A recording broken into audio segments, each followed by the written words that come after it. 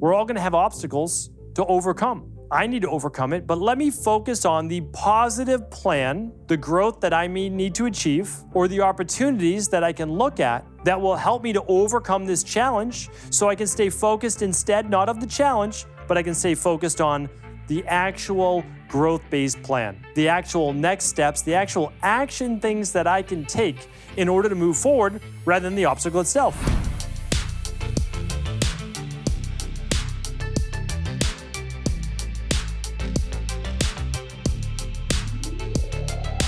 Hey everybody, welcome back to the show. Glad you could join me here today on this Mindset and Motivation Monday. I can't wait to get into the topic of the day because it was just a conversation that transpired over this past weekend that I can't wait to share with you. Literally just 48 hours ago, I was talking with a good friend of mine. We were hanging out together for the weekend, and he knows that I do a lot of talk on mindset, on creating the life that you want to live by purpose, right? And on purpose.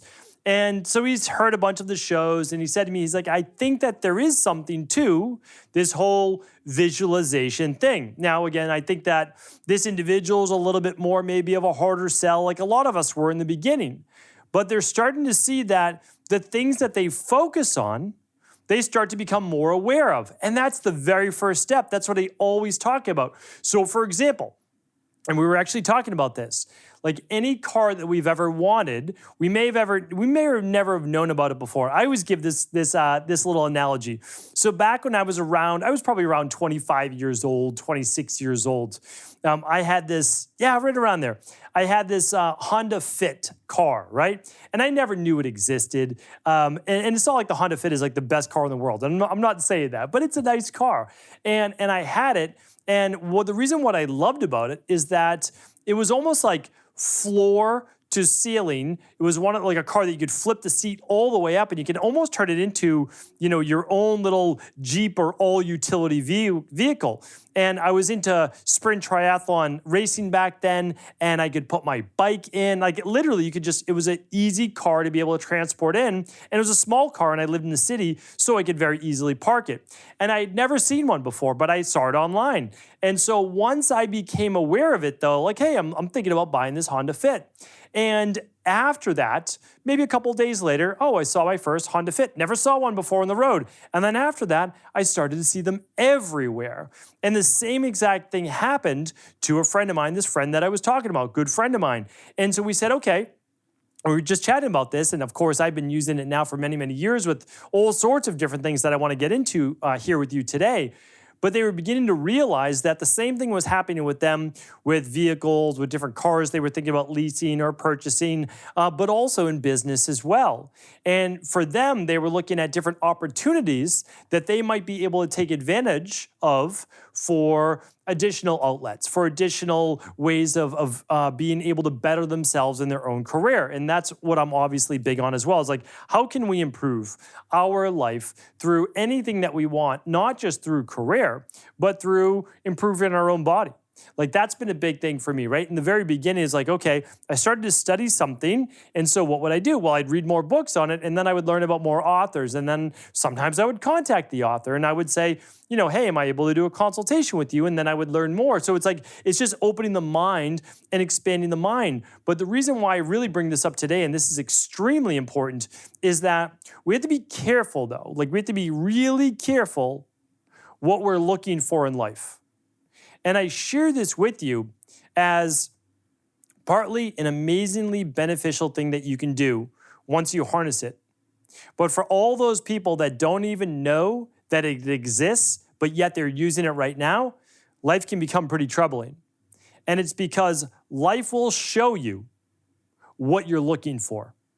If you choose to look at life negatively, I'm telling you right now, you turn on the news, you're going to get a lot of reinforcement about that. You really will.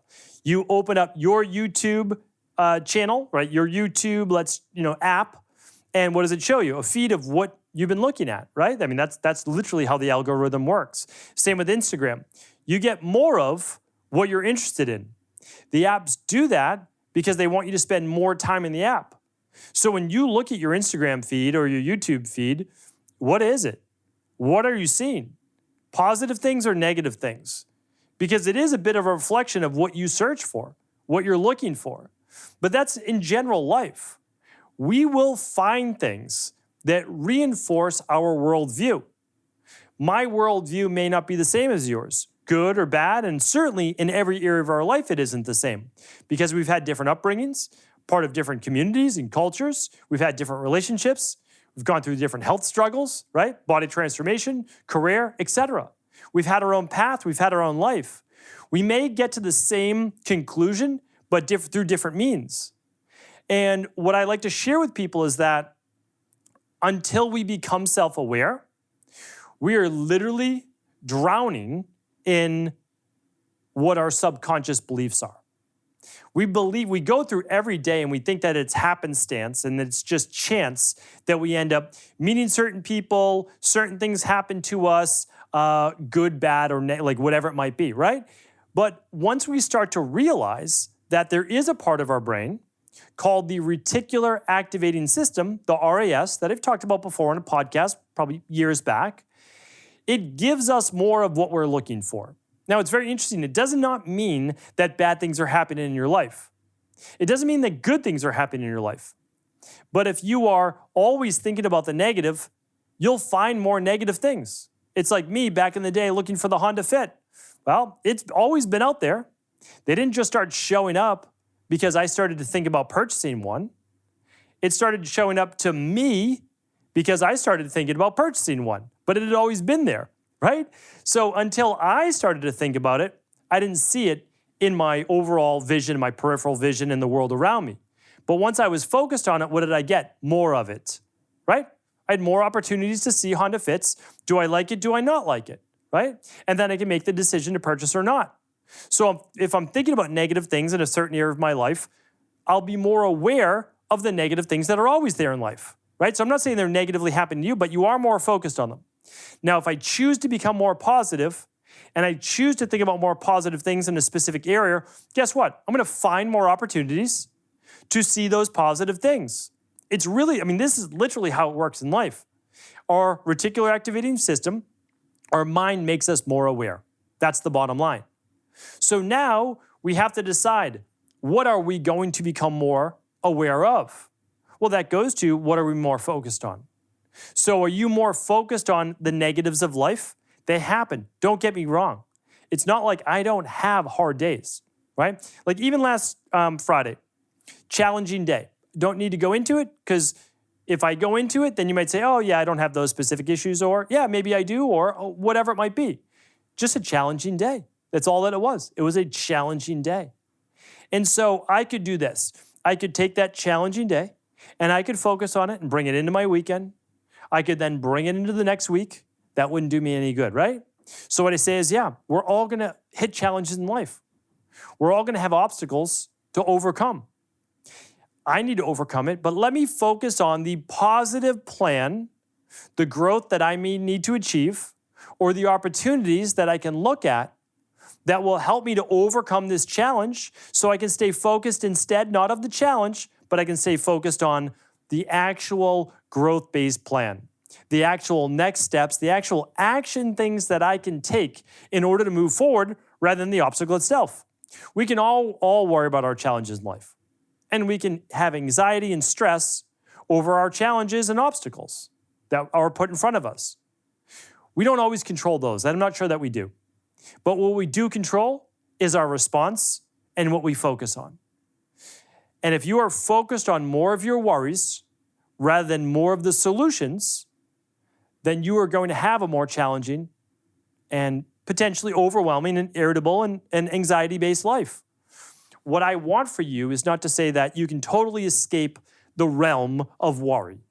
I don't think that we can do that on this human being existence and the journey that we're on. But I also share with you this, that sometimes part of these worries and obstacles and challenges are put in front of us in order for us to grow and to become more self-aware. Because once we start to overcome obstacles in our life that we look as detrimental right now, we're forced to grow. When we do grow, those previous challenges become easier. Now, we might be presented with more difficult ones. And you might say, well, that's not good either. But I believe the trade-off is vastly superior, meaning the person that you become in order to become strong enough to overcome your current challenges is worth it. Because you get to take the person that you become with you even after the challenge is over. And that new person who has much more knowledge, maybe skills, certainly more character, can deal with anything that life throws at them to a far greater degree. Plus, you're going to have now more opportunities in front of you. You've just grown more. You've literally begun to scale your life, your human life. When you do that, you begin to have more confidence. That's one of the biggest things that I've seen in my practice, is that if we can help you get well, if we can help you overcome the digestive issue you've had for years, or the anxiety, or the skin, or the headaches, or the autoimmune, or whatever it is, if you can overcome that, and what you've learned in that process and had to do through the different steps, lifestyle modifications, etc., and you do it, you say, wow, I didn't think I was ever going to be able to overcome that. It's the same with a lot of the weight loss-based clients we work with, or weight gain. You hadn't been able to lose the 40 pounds, and you did it in the next 6 to 8 months. Wow. How did you do that? Well, the thing is, you learned something you didn't know before. You began to implement that new plan. When an obstacle arose, you didn't give up. You persevered. You made some tweaks to the program, and you pushed forward past that new plateau. And then you were able to lose the 40 pounds or overcome the autoimmune issue or skin issue or gas, bloating, etc. Amazing. So then you start to think, well, could I apply what I learned with my own body and my health to my mind or to my career or my relationships or anything else? And the answer is, of course. It doesn't change. The application doesn't even change. You just need to use that system or blueprint or plan or protocol in a new area of your life. And that would be new plan, okay, new input, new knowledge, begin to take action, plateau, persevere, find a way around it, which is the new obstacle, begin to get results again, recalibrate, tweak the plan until successful. And that is the recipe that you can use in any area of your life. But in order to even get there, what do you need to do? Well, you need to focus more on the positive than the negative. What's the negative? The problem you're currently facing. You can worry about that. You can worry about the problem not only that you're facing as an individual, but the country or the world around you, right? Like there are lots of problems in this world. And if that's what you're focused on, it can be a pretty horrifying place. There's no doubt about that. But if what we can focus on is, okay, what can I change inside of my personal sphere of influence? Community, family, relationships, yourself. That's what you can absolutely change. And if enough people do that, well, we change the world. But difficult to change other people, easier to change yourself. So if we begin to say, how can I improve, which may improve others around me, and certainly I could teach that to my sphere of influence, great, we start there. So we don't worry about the entire world's problems quite yet. Like it's a good place, it's a good thing to work on, there's no doubt about it.